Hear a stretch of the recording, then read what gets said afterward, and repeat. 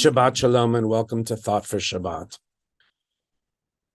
This week has been one of the worst weeks in Jewish history since I've been alive, at least.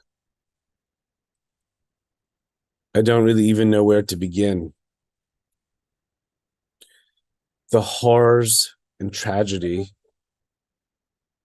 of what happened in Israel last Shabbat will forever be seared in all of our minds and ache in our heart. I don't really even know how to comprehend or to wrap my hands around the terror that comes with understanding this story, seeing this story. The problem is, it's not a story. It's the life of our people. Yes, we're Americans and they are Israelis, but we are all Jewish. And Israel is the Jewish state. Were it another state, this would not have happened. The Jewish state, Judaism itself, and Jews themselves are the targets. It's too soon to do an analysis of anything.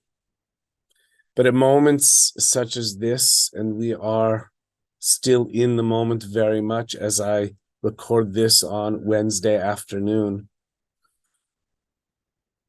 we try and find ways to cope and to deal. So let me just suggest the following. Don't watch the news 24/7. Watch the news enough to be informed and to speak intelligently. But it's not healthy to have the TV on constantly. It doesn't make you any less committed or heartbroken to limit yourself in watching and reading the news. Secondly, do something. Do something like write a check, and soon our congregation will send out vetted organizations so that you will have the opportunity to help with tzedakah. Show up tonight at services. Friday night, we are having our regular Shabbat service, but Cantor Aryeh will join us and add that Israeli flair with Israeli music, songs about Israel. We will be in conversation, me and Scott Braswell, the CEO of our Jewish Community Center, about things happening with this situation, both from understanding it writ large and also how it feels for each of us as family members of this Jewish family. Friends, be proud to be Jewish. Stand strong. Don't let the terrorists win by reducing your faith, by making you less willing or likely to celebrate your faith. That's what they want, and they win when we do not celebrate our faith and we cower. Too many of our brothers and sisters in Israel this last Shabbat had to cower for risk of their lives. We will not do so in our faith. We will send our strength and the freedom we have here, that energy across the ocean, so that our brothers and sisters will be lifted up. We have a lot of work to do in this country. There is, in the press and in other areas, social media, and particularly on our college campuses, that create a false equivalency between the Palestinians and the Israelis, between the terrorists and the Israeli army. No such equivalence exists. Don't let people get away with making that. Write letters to the editors. The Israeli army are not terrorists. They're defending a people, a nation, and a faith. Evil struck Israel last Shabbat.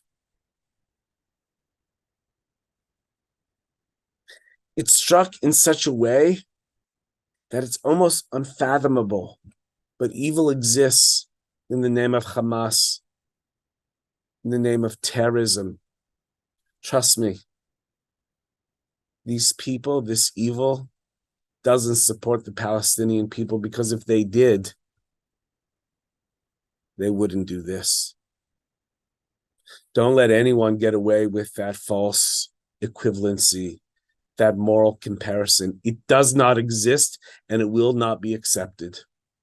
Do your part and fight against it. And to that end, on November 1st and November 15th, I am teaching 2 classes on Israel that were planned well before.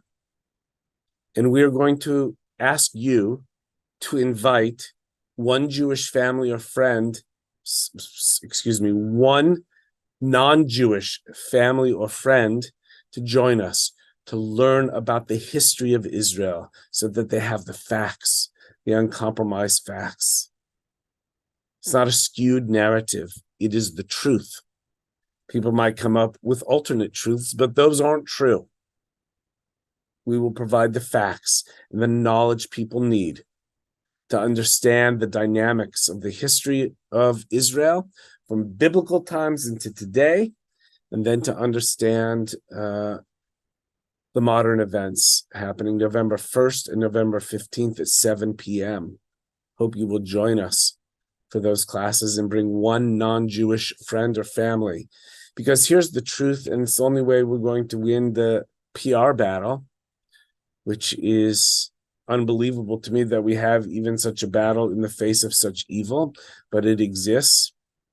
And that is, if our non-Jewish faith partners and people of all creeds and backgrounds stand up against evil and understand the facts, we will do our part to teach to those who are willing to listen. I hope and I pray that you will do the mitzvah of bringing somebody who needs to hear these words, these teachings, to synagogue on those nights. There will be a sign-up sheet, or rather link, that will be sent in the next week or 2. My heart is so heavy, friends. But one thing that comforts me and lifts me up is being with all of you. Come to services tonight. Be with us. Be with each other. I know you might be frightened to even come. I can assure you our security is stronger than it has ever been. It is those things that you can see, and many things security-wise that you don't see but do exist.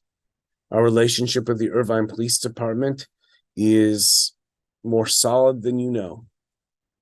I speak with the chief of police almost on a daily basis now, just for updates and for sharing thoughts, concerns, and ideas. We will continue to look for ways to ingird our security, but I can assure you this is a secure facility, the way it has been designed and the way it is being secured currently. If any of you are suffering or having a difficult time, please feel free to call me, Rabbi DePaulo, or Rabbi Ziv. We are here to help. We are here to hold one another up. Come celebrate Shabbat. Celebrate is a difficult term to use at this point, but the truth of the matter is we need Shabbat, and we need each other. We need prayer and community. Be with us tonight at 7 p.m. Shabbat Shalom.